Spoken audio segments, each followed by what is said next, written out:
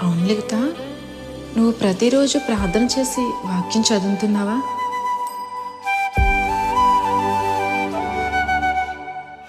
ప్రతిరోజు అంటే చేయను, చదవను. అప్పుడప్పుడు హృదయంలో తలంచుకుంటాను. అంటే నువ్వు ప్రతిరోజు వాక్యము చదవవు, ప్రార్థన చేయవు. ఏదో నీకు గుర్తొచ్చినప్పుడు మాత్రమే చేసుకుంటావు, అంతేనా?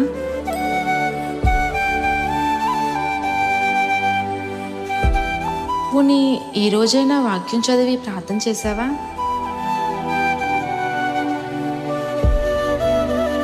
లేదు, నేను రక్షించబడిపోయాను, నేను దేవుని బిడ్డనని చెప్పుకుంటున్నావు, కానీ నీలో మాత్రం ఆయన క్రియలు లేవు.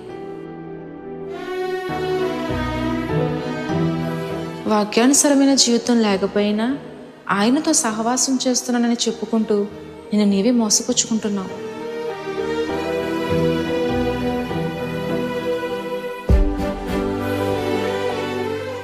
ఎవడైనను నన్ను వెంబడింపగోరినెడలా తను ఉపేక్షించుకుని ప్రతిదినము తన సిలువను ఎత్తుకుని నన్ను వెంబడింపవలనని రాయబడి ఉంది.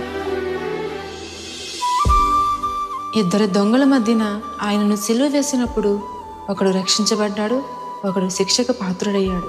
ఒకడు పాపమును ఒప్పుకుని పశ్చాత్తాపడ్డాడు, ఒకడు పాపంలోనే మరణించాడు. ఒకడు హృదయంలో చేర్చుకున్నాడు, ఒకడు హృదయాన్ని కఠినపరుచుకున్నాడు. ఒకడు విశ్వాసం ఉంచాడు, ఒకడు విశ్వాసం ఉంచలేకపోయాడు. ఒకడు పరదేశిలో ఉన్నాడు, మరి ఒకడు పాతాళంలో ఉన్నాడు.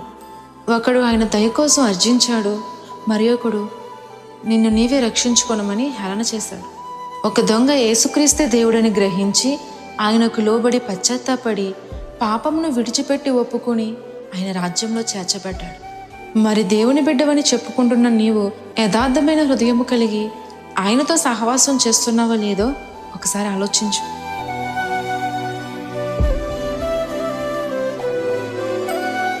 నీ హృదయము దేవుని ఎదుట సరైనదిగా ఉందో లేదో ఒక్కసారి గమనించు.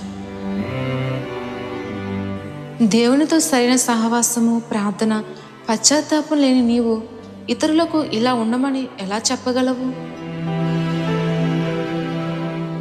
నిన్ను నీవు సరిచేసుకోకుండా చెప్పడం మంచిది కాదు.